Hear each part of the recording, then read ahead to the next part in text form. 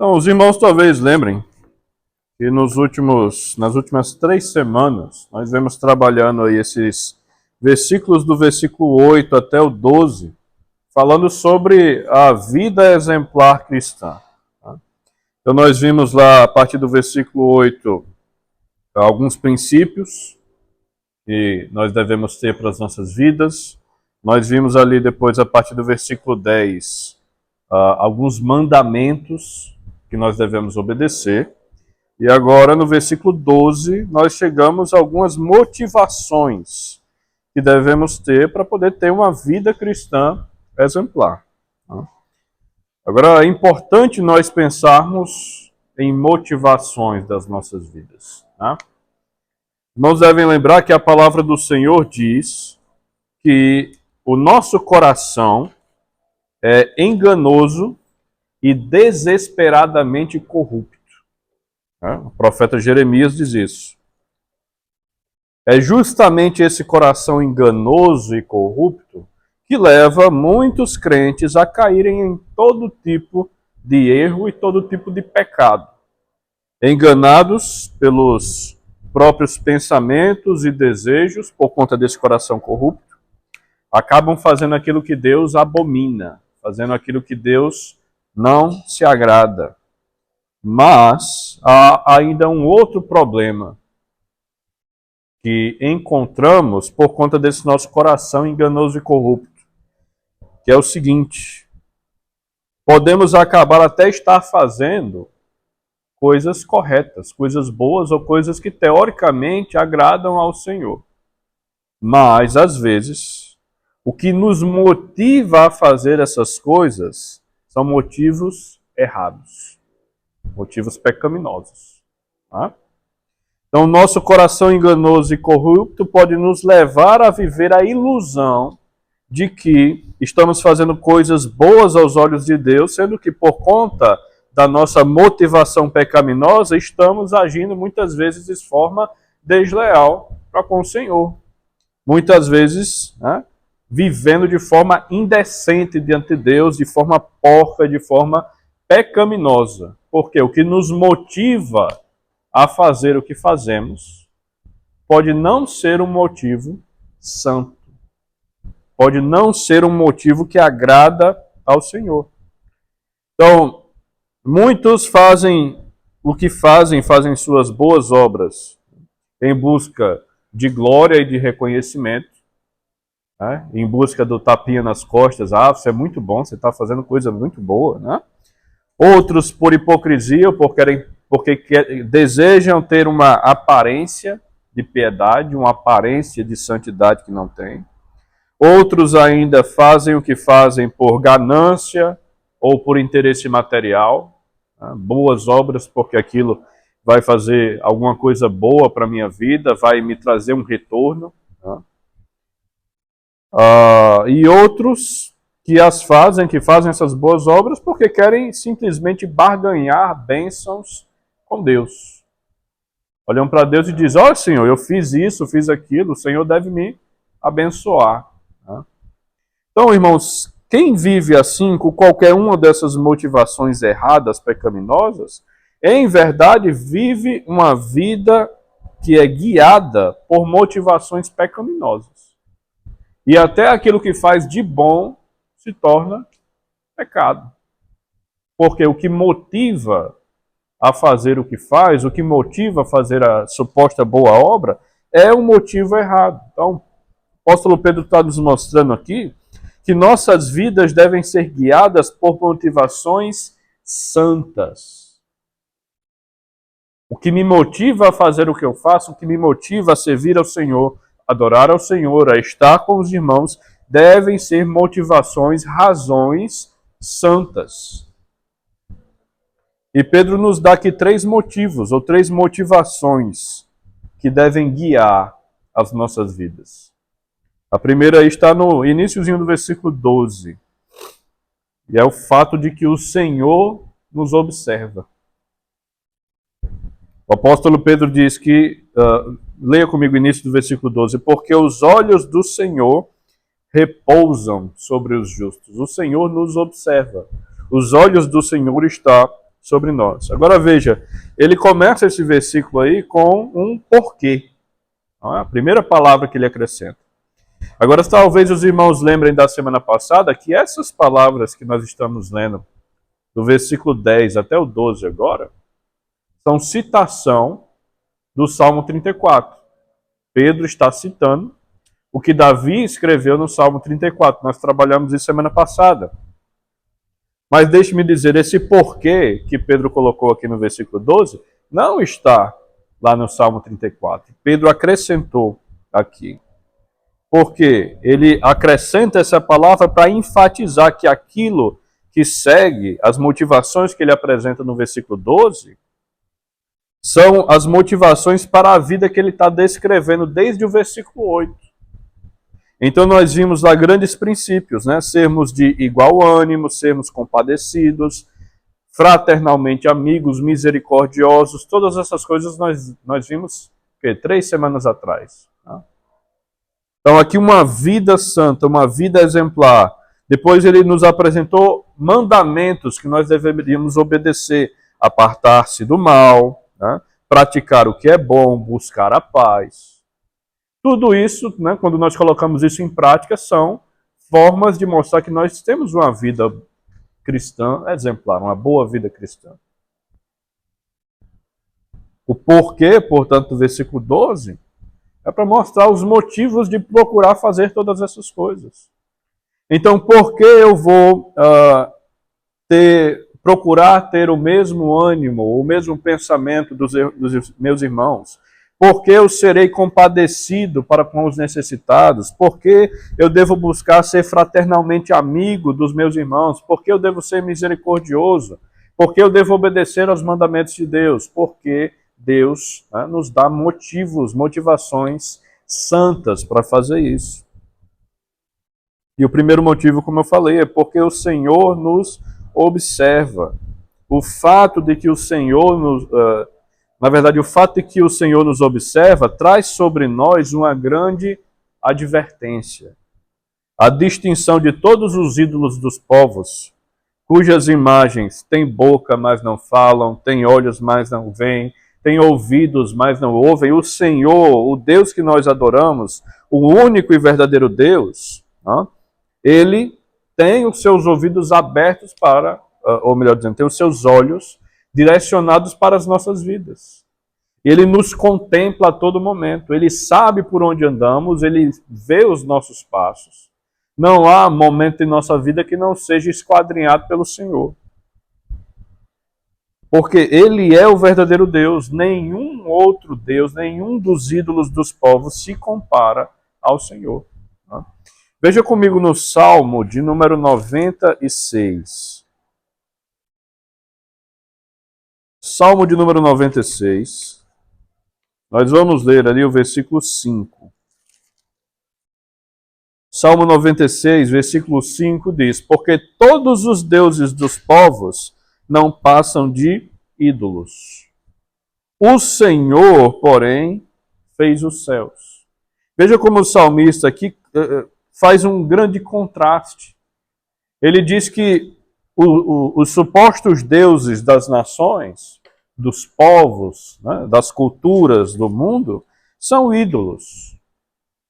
Mas diferente de todos eles, o Senhor, o verdadeiro Deus, o Deus que nós adoramos, ele é o todo-poderoso Criador de todas as coisas. Não há entre os ídolos dos povos quem se compare ao Senhor.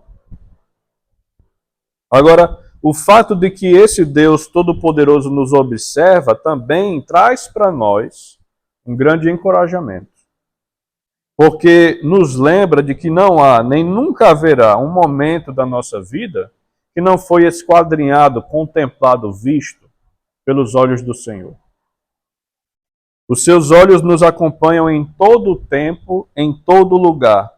Portanto, não há qualquer parte de nossa vida que seja desconhecida do Senhor. Não há qualquer dificuldade, não há qualquer privação, não há qualquer obstáculo que o Senhor não saiba. Não há qualquer dificuldade em nossas vidas que o Senhor não tenha conhecimento. Ele jamais vai ser pego de surpresa por qualquer dificuldade ou problema que nós venhamos a enfrentar em nossas vidas. Porque os olhos dele estão sobre nós. Ele conhece a nossa vida muito mais do que nós mesmos. O Senhor observa a nossa conduta, nossos propósitos, as nossas aspirações, tudo o que fazemos é observado pelo Senhor. E é por isso, irmãos, que nenhuma das dificuldades que encontramos na nossa vida é surpresa para o Senhor. Ele tem plena consciência de tudo aquilo que nós desejamos, tudo aquilo que fazemos e tudo aquilo que se opõe ao seu trabalho na nossa vida. Então, diante de um Deus todo-poderoso que tem seus olhos direcionados para as nossas vidas, o que é que nós devemos fazer? Nós devemos ser motivados a seguir caminhando essa vida cheia de dificuldades, cheia de afazeres, pelo fato de que o Senhor vela por nós. Os olhos do Senhor estão sobre nós, cuidando de nós. Os olhos do Senhor estão sobre nós, muitas vezes nos guiando. A sua mão nos acompanha, nos dirige. Veja comigo, irmãos, o Salmo de número 121.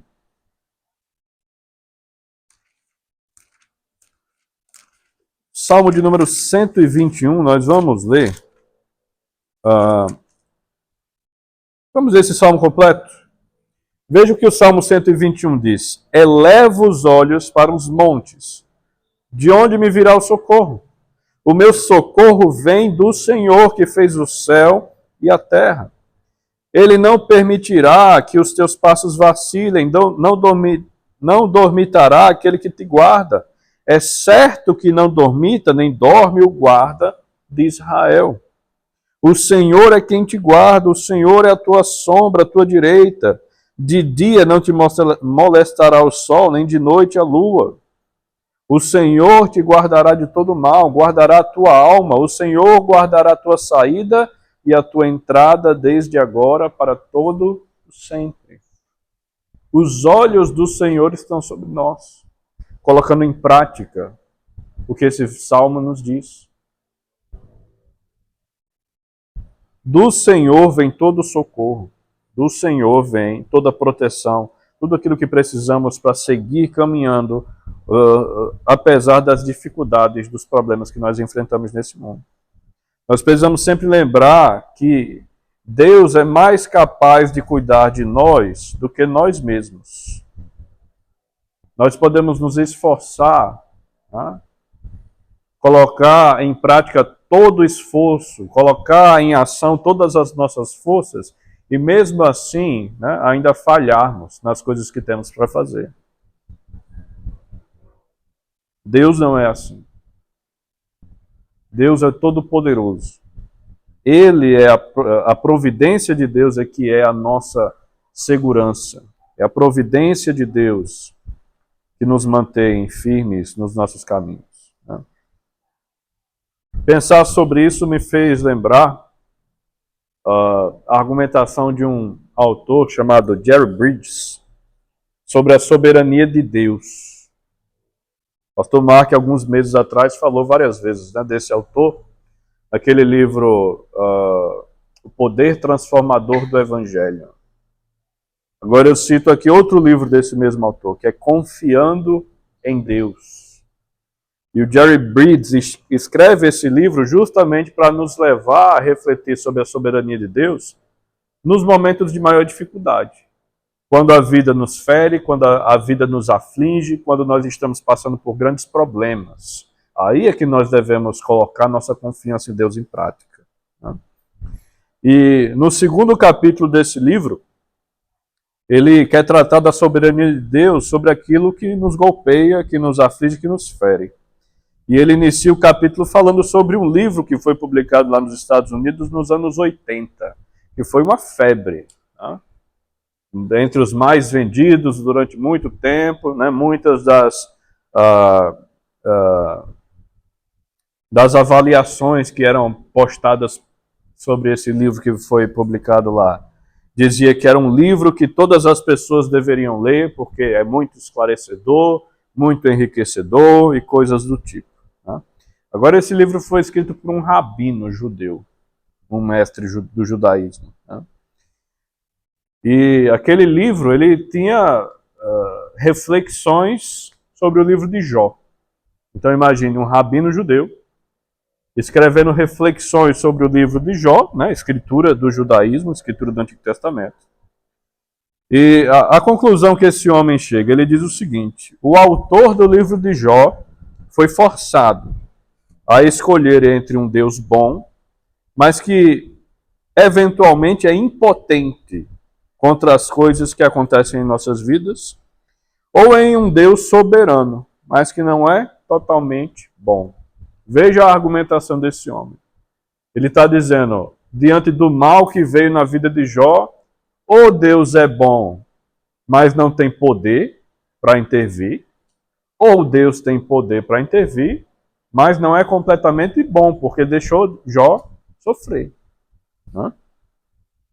Então é óbvio, irmãos, que esse pensamento está completamente equivocado. Né? O Jerry Bridges utiliza esse caso para mostrar no livro dele, né, no segundo capítulo daquele livro, que a providência de Deus não é vista apenas quando coisas boas acontecem em nossas vidas. Ele diz o seguinte, né, as pessoas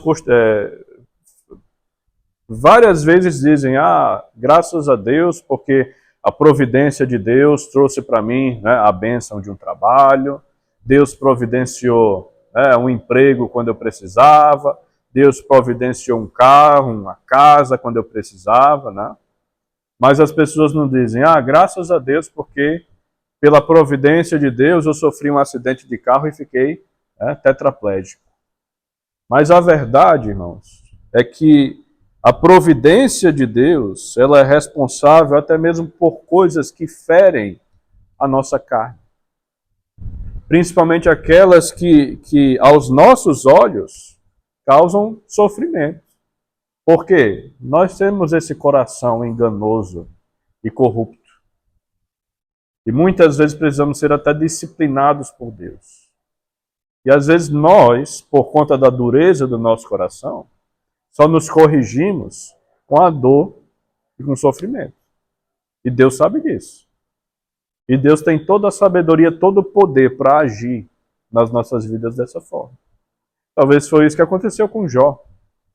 Nós não sabemos, né, de nenhuma informação bíblica dizendo que Jó pecou em algum momento da sua vida para poder ser disciplinado da forma com que foi.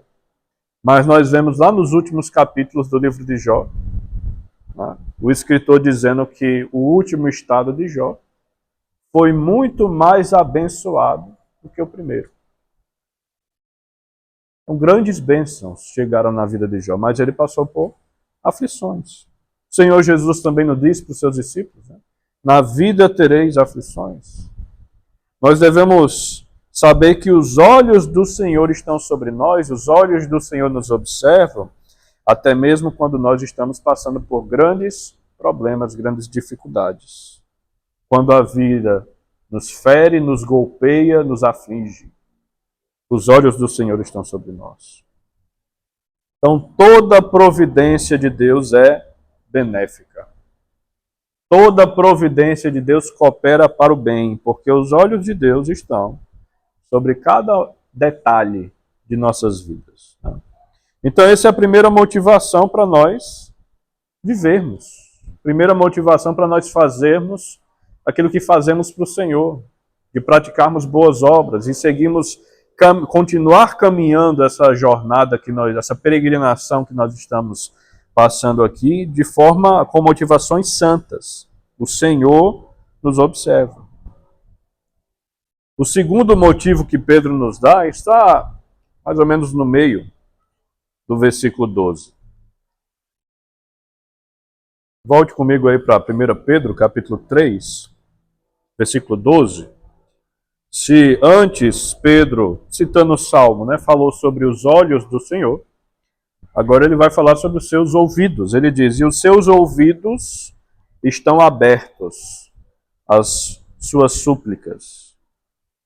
Então, segunda motivação que nós temos para a nossa vida é o fato de que Deus ouve as nossas orações. Deus nos ouve. O fato que o Senhor nos ouve dá grande consolo para todos nós.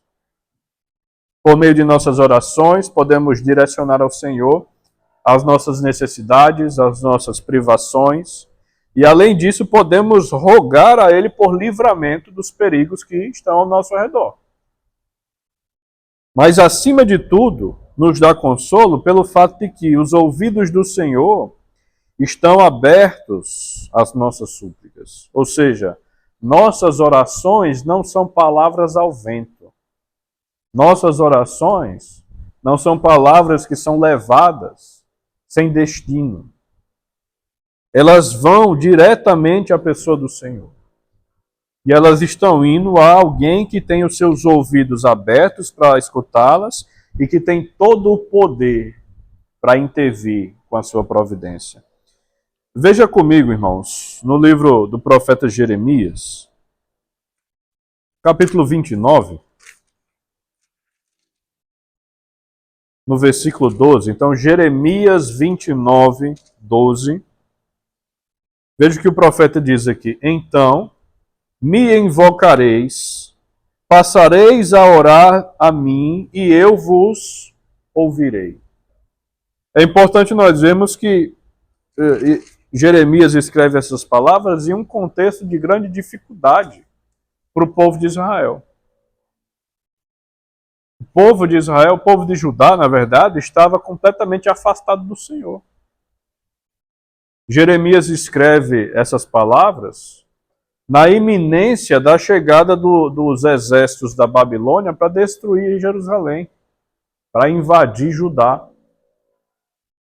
Mas o povo de Deus ele se negou a buscar ao Senhor. Buscou ajuda nos vizinhos, pedindo auxílio militar, pedindo carros de guerra, pedindo força, tá? Mas se negaram a buscar ao Senhor, o Senhor dos Exércitos.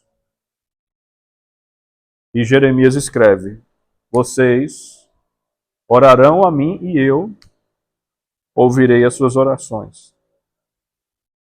Então, os ouvidos do Senhor estão abertos para as nossas súplicas. Até mesmo quando passamos, e principalmente quando passamos por as grandes dificuldades de nossas vidas. Até mesmo quando o nosso coração está cheio de dor e aflição, como estava de Jeremias naquele momento. Agora, certamente, irmãos, não há maior exemplo de uma pessoa de oração do que o Senhor Jesus Cristo. Ele constantemente se reservava, se afastava dos discípulos, das multidões, né, para ter um momento em particular com Deus, para orar ao Senhor. Então ele fazia isso em todo tipo de ocasião no seu ministério. Às vezes, após curar enfermos, ele ia, né, se ausentar das pessoas para, em secreto, orar ao Senhor. Após ensinar as multidões, após fazer seus milagres, após alimentar as multidões, ele se afastava para orar em particular. E, principalmente, irmãos, aquela grande oração dele antes do seu sacrifício na cruz. Tá? Ele, com o coração cheio de dor, cheio de angústia, porque sabia, né, aquilo que lhe aguardava, o sofrimento que ele ia passar, ele ainda se afasta, né, para ter um momento a sós com o Senhor para orar. E ele ora: Pai, se possível, passa de mim esse cálice, mas seja feita a tua vontade. O Senhor Jesus é um grande exemplo de uma pessoa de oração. Um exemplo que todos nós devemos seguir. Mas por que Jesus orava tanto, sendo Deus? Jesus não é Deus? A resposta, irmãos, é que ele desfrutava da comunhão dele com Deus. Certamente ele sentia grande prazer em entrar em oração para falar com o Pai. Assim como na sua humanidade, ele dependia de Deus. Jesus era Deus, mas também era verdadeiro homem, passando pelas mesmas aflições e dores que nós passamos nessa terra. E ele dependia da graça de Deus, do agir do Espírito Santo, do poder que vinha do céu para fazer tudo aquilo que ele fez. Nós, irmãos, não deveríamos ser diferentes do Senhor Jesus. Deveríamos sentir grande prazer ao entrar em oração com o Senhor. Nós precisamos desenvolver o hábito de nos deliciarmos na nossa comunhão com Deus por meio da oração. E em paralelo com isso, precisamos sempre depositar nossa confiança na boa mão do Senhor. A oração também é uma espécie de forma de nós mostrarmos nossa submissão ao Senhor. Mostrar que nós dependemos dele, mostrar que nós desejamos o agir dele, a vontade dele nas nossas vidas. Tudo isso fazemos por meio da oração. Então nós devemos ser motivados a orar insistentemente pelo fato de que o Senhor nos ouve e que os ouvidos do Senhor estão abertos para as nossas súplicas, para os nossos pedidos. Veja comigo em 1 Tessalonicenses, capítulo 5.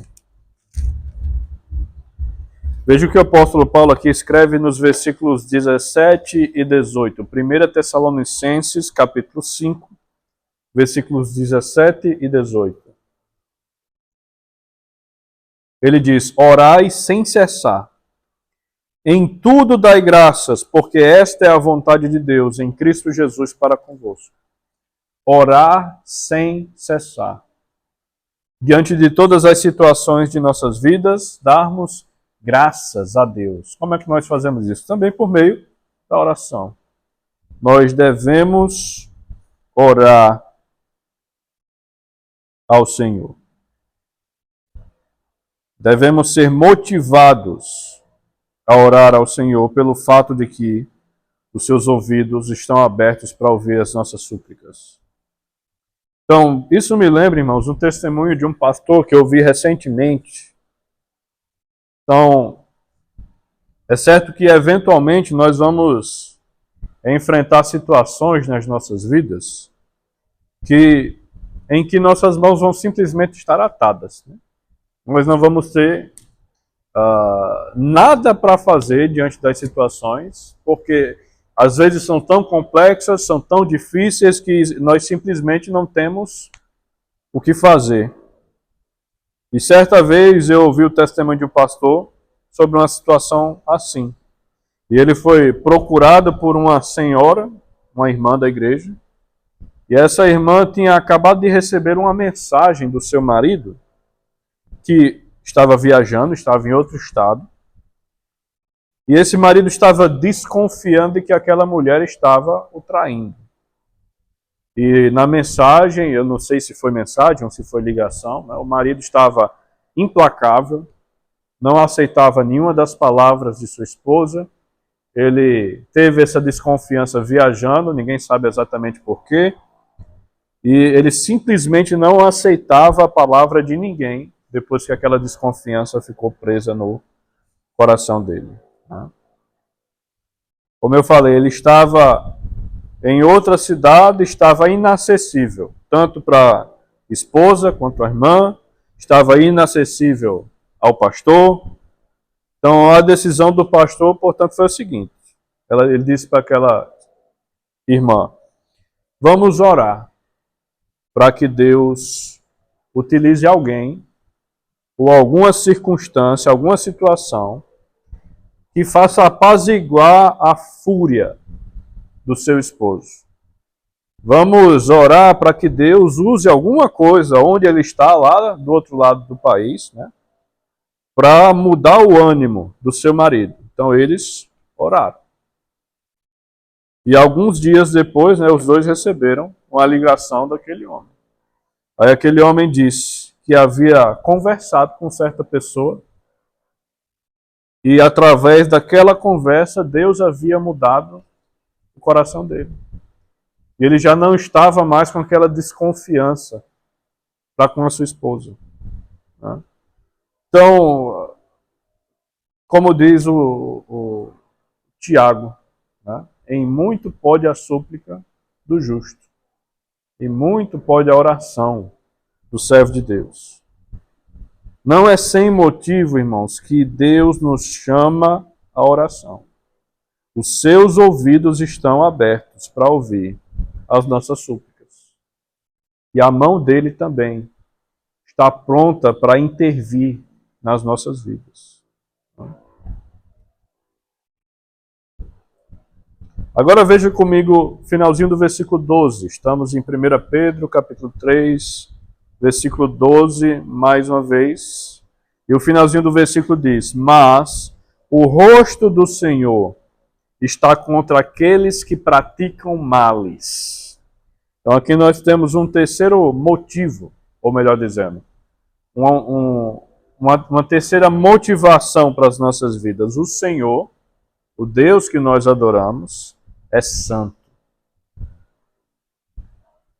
A face dele é contra aqueles que praticam o mal. Então, para nós, o fato de que o Senhor é santo traz mais uma grande advertência, né? Não temos a liberdade de fazer aquilo que não está de acordo com a vontade de Deus. Não temos, simplesmente não temos a liberdade de ir contra a vontade de Deus.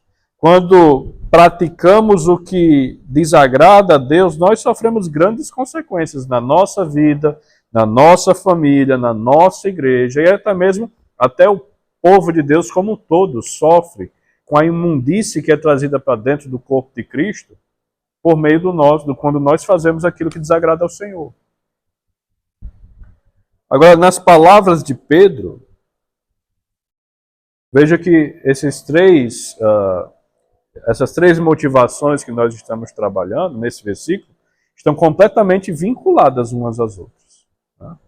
Nas palavras de Pedro nesse versículo, fica claro, né, que não há garantia de resposta às orações, das orações daqueles cujas vidas são completamente manchadas pelo pecado, ou pela desobediência, ou ainda daqueles cujos pedidos não há a mínima sabedoria espiritual, ou ainda daqueles cuja vida é cheia de incredulidade. Veja comigo em Isaías. Vamos ver alguns versículos, rapidamente. Isaías, capítulo 1.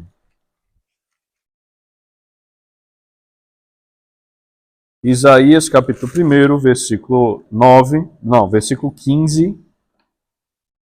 Veja o que o profeta Isaías escreve aqui contra o povo de Israel. Na verdade, veja o que Deus diz contra o povo de Israel. Isaías, capítulo 1, versículo 15, que diz: Pelo que quando estendeis as vossas mãos, né, pedindo socorro, adorando o Senhor, escondo de vós os olhos. Sim, quando multiplicais as vossas orações, não as ouço, porque as vossas mãos estão cheias de sangue. Veja ainda, avance algumas páginas aí para Provérbios. Perdão, voltando algumas páginas para Provérbios. Provérbio 28, versículo 9. Provérbios 28, versículo 9 diz: O que desvia os ouvidos de ouvir a lei, até a sua oração será abominável. Ou seja, quando há desobediência, a pessoa se nega a ouvir a palavra do Senhor, a sua oração é abominável aos olhos do Senhor. Agora, vamos para o Novo Testamento, Tiago. Tiago, capítulo 4. Tiago, capítulo 4, versículo 3. Ele diz: Pedis e não recebeis, porque pedis mal, para esbanjardes em vossos prazeres. Quando a oração é sem sabedoria, quando a oração tem pretexto, de ser algo que apenas traz prazer carnal a alguém. É uma oração que Deus não tem a mínima obrigação de responder. Agora, ainda em Tiago, volte para o capítulo 1, versículos 6 e 7. Veja o que Tiago diz aqui. Tiago, capítulo 1, versículos 6 e 7. Peça, porém, com fé, em nada duvidando, pois o que duvida é semelhante à onda do mar, impelida e agitada pelo vento. Não suponha este homem que alcançará do Senhor alguma coisa.